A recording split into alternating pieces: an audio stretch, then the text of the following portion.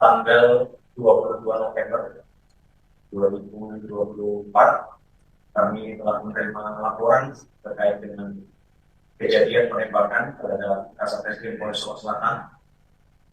Dan selanjutnya tim gabungan yang kami bentuk, tim khusus, langsung melakukan penyelidikan dan olah TKP di lapangan dan telah memeriksa beberapa saksi, kemudian mengumpulkan barang bukti, dan kita lakukan pemeriksaan secara maraton lanjut gelar perkara untuk meningkatkan status penyelidikan.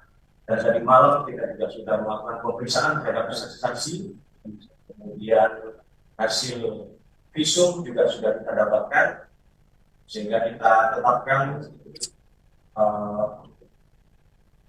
pelaku yang saat ini menjabat sebagai Kabapok Polres Solo Selatan sebagai tersangka dalam tindak pidana ini. Dan selanjutnya berdasarkan bukti yang cukup, kita lakukan penahanan terhadap yang bersangkutan. Dan penyidik telah menjerat dengan pasal berlapis mulai dari pembunuhan berencana pasal 340 KUHP, kemudian subsidiar 338 dan lebih subsidiar lagi ke 351 ayat. Namun demikian tetap pemeriksaan masih tetap berlanjut dan akan kami lakukan pendalaman dan pemeriksaan terhadap ambil lainnya untuk memperkuat pembuktian terhadap peristiwa ini. Demikian mungkin yang bisa kami sampaikan. Terima kasih. Assalamualaikum warahmatullahi wabarakatuh. Di pertanyaan nanti ya. Dan yang berikutnya terkait perkembangan proses pemeriksaan di Propam. Ini Pak Propam sudah menyampaikan ke saya. Jadi untuk kegiatan pemeriksaan terduga pelanggar, kalau di Propam itu pelaku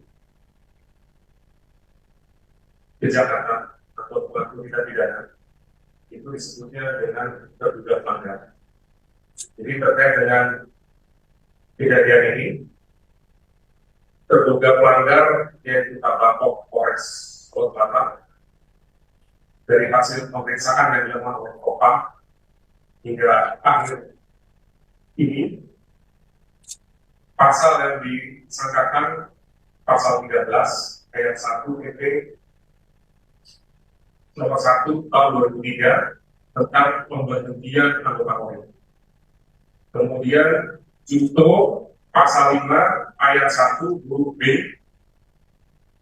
junto pasal 8 huruf C, angka 1 junto pasal 13 huruf M, Perpol 7 tahun 2022 tentang kode etik profesi dan komisi kode etik Polri.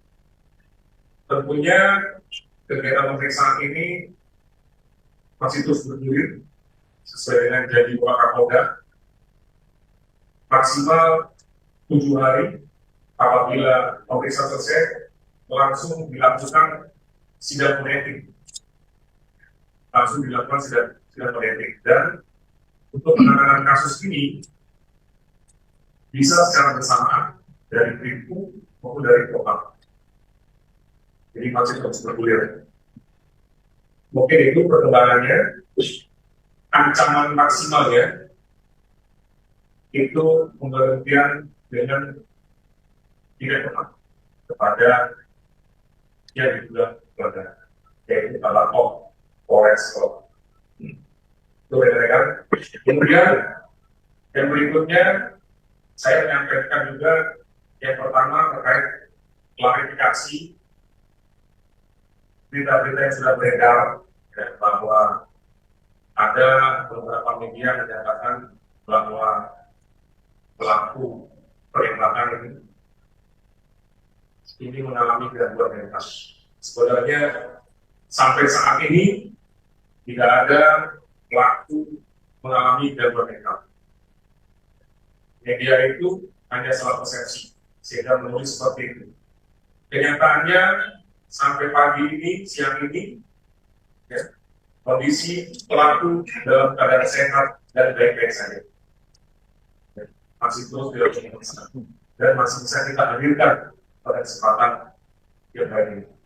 Kemudian yang kedua, kemarin itu langsung menyerahkan diri, kemudian kita amankan pelaku, langsung kita lakukan tes urin.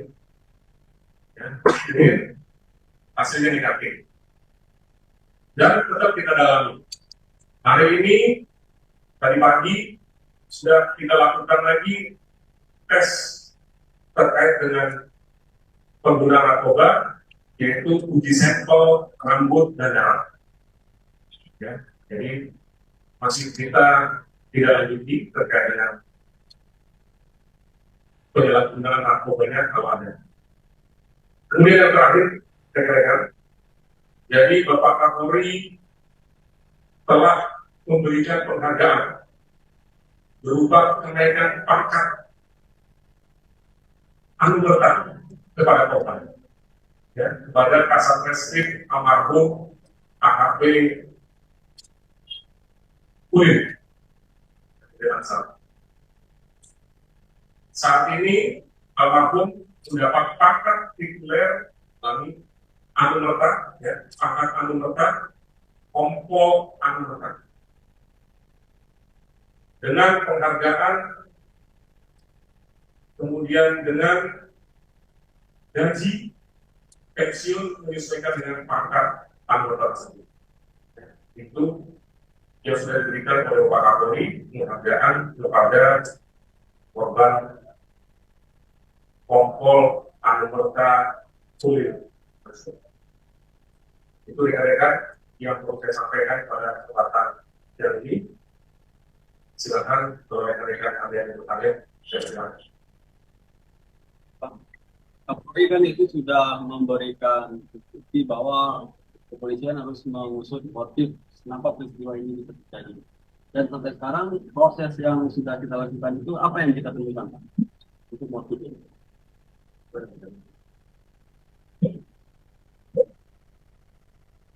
Yang kita jawab berdasarkan hasil pemeriksaan pada tersangka terkait dengan motif kenapa yang bersangkutan melakukan adalah rasa tidak senang, di mana rekanan pelaku ini dilakukan penegakan hukum oleh korban di Polres Solo Selatan. Hingga ketika yang bersangkutan mencoba meminta tolong, kemudian tidak ada respon, selanjutnya yang bersangkutan melakukan. Artinya benar dia membacking. Keterangan dari tersangka yang kita dapatkan. Tentu kami penyidik akan terus mendalami. Bagaimana proses hukumnya terkait tambang? Ya. Artinya benar dia membacking salah satu tambang itu. Ya, ini akan kita dalami kembali terkait dengan perannya di dalam kegiatan tambang ini akan kita dalami. Sosok pemilik tambang siapa? Ya, ini yang sudah kita dalami juga.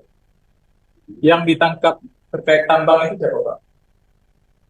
Yang ditangkap adalah sopir kalau dari keterangan penyidik. Apakah diketahui relasi tersangka yang ditangkap itu dengan Kabak-Ops? Ya, yang bersangkutan minta tolong kepada Pak Kabak-Ops untuk bisa membantu. Ini kan sudah 9 peluru yang dikeluarkan oleh tersangka. 2 diantaranya di tubuh korban. Nah, 7 lagi informasinya itu di mana, Pak? Di rumah Rumah dinas Kapolres atau di?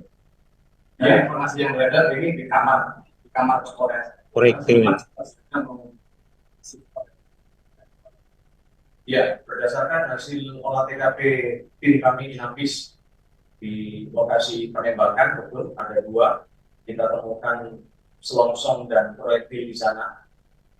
Kemudian 6 proyektil, 6 selongsong kita temukan di sekitar rumah dinas Kapolres. Jadi Dan saat ini kita juga masih terus melakukan olah TKP lanjutan. Jadi tujuannya memang untuk mengatasi kepala. Ya, ini yang akan kita lakukan pendalaman terhadap tersangka. berarti targetnya ke Polres, Pak. Ini yang akan kita lakukan pendalaman berikut. Ada peristiwa tembak menembak di rumah dinas Kapolres itu atau gimana, Pak? Sementara hasil olah TKP tidak Satu arah saja. satu arah saja. Kalau dari Bid Propam seperti apa Pak untuk pengusutan dugaan keterlibatan tambang dan kemungkinan yang dimaksud itu?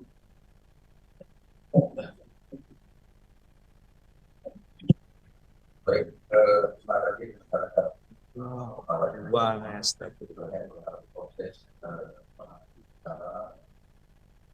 saat ini masih proses pendalaman. Bapak juga tetap dengan timeline yang ada. Insya Allah Selasa minggu depan kita efektif. Tentu masalah keterlibatan ada juga anggota, terkait masalah kita keamanan energi di wilayah Polres Barat tersebut dilakukan pendalaman. Tapi belum ada indikasi yang bisa Suatu indikasi hanya untuk dugaan sementara bahwa ada yang terpapar, ada yang kita buat berhenti rekamnya yang berkorban dari satu sejak terus kita bicarakan.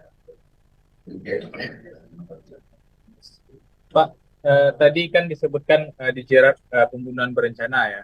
Itu perencanaan seperti apa yang dilakukan oleh tersangka sebelum melakukan eksekusi? Iya, tadi yang saya sampaikan ini dalam pendalaman.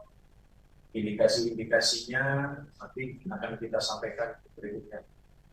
Kemudian kita jerat sementara dengan pasal tersebut, tapi tetap kita akan melakukan pendalaman terhadap saksi maupun dan barang bukti. Pak, 6 selongsong kan di area rumah dinas Pak. Pak itu Pak Kapolresnya berada di rumah atau bagaimana Pak? Peristiwa penembakan itu.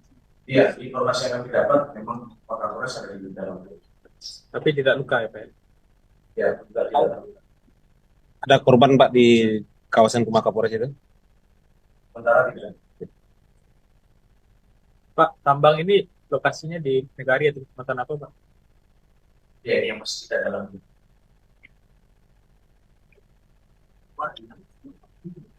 Ya, cukup ya. Pak, barang bukti. Ini tutup dulu nih ya. belum Pak. Udah, lagi cukup ya. Satu lagi Pak. Pak, dalam aksi ini apakah tersangka melakukannya sendiri atau ada orang yang menyuruhnya Pak? Ya, sementara masih sendiri. Untuk kasus yang tambang itu bagaimana Pak? Apakah ditarik Polda juga atau gimana? Yang sedang diproses hukum oleh Polres Selatan yang menjadi pemicu.